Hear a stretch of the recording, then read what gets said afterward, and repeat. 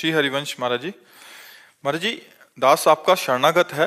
महाराज जी, भावादेश में आपकी कृपा से मुझे सहचरी रूप प्राप्त हो चुका है। किसका है? अभी आप शरीर का नाम दे दीजिए महाराज जी बस। ये बताओ, जिसको प्राप्त हो जाता है इसमें कोई बताता है? अगर हम पूछे भी कि ये भाई करोड़ों किसके जमा है, तो जो ज्यादा करोड़पति होगा वैसे बैठेगा। क्यों?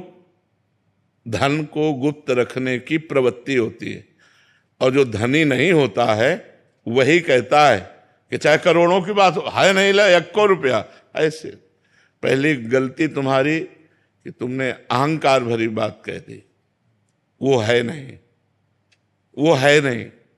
क्योंकि देखो, पता चलता है, जैसे डॉक्टर है ना, तो पीलिया है कि नहीं है आंखों से ही पता चल जाता है कि नहीं चल जाता है।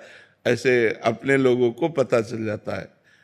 तो गलत बात, पहले खूब नाम जप करो, वाणी जी का पाठ करो, और जो कुछ कहीं चित्रानुभूति हो, भगवदानुभूति नहीं करे, लीला में प्रवेश नहीं करे, चित्रानुभूति हो, उसे गुप्त रखो, आगे बढ़ो, धीरे धीरे बढ़ोगे।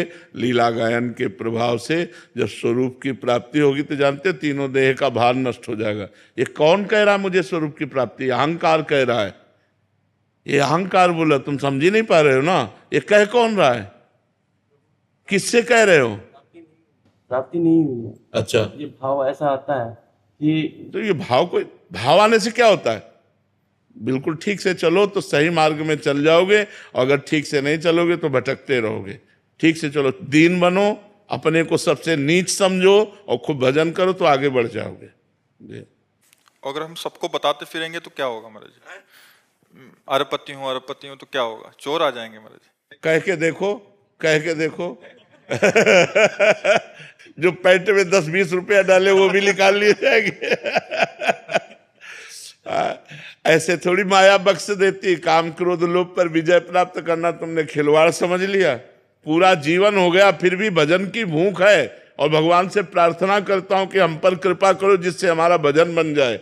मैं रात दिन आपके भजन में डूबूं। आज तक कभी ऐसा नहीं हुआ कि मैं छक गया भजन में। भजन रोज ऐसा लगता है और बढ़ाओ और बढ़ाओ, कैसे क्या करूं जिससे मेरा एक एक सेकंड प्रभु में जाए, और फिर भी ऐसा लगता है कि प्रेम है ही नहीं। मर्जी पर हम तो पूरा दिन देखते हैं, आप एक भी क्षण खाली नहीं छोड़ते। फिर भी हमें लगता है हमसे वो भजन नहीं होता। फिर भी हमें अनुभव होता है कि हमें प्रेम नहीं है। फिर भी अनुभव होता है कि हम श्री जी को उतना प्यार नहीं कर पाते जो हमें करना चाहिए।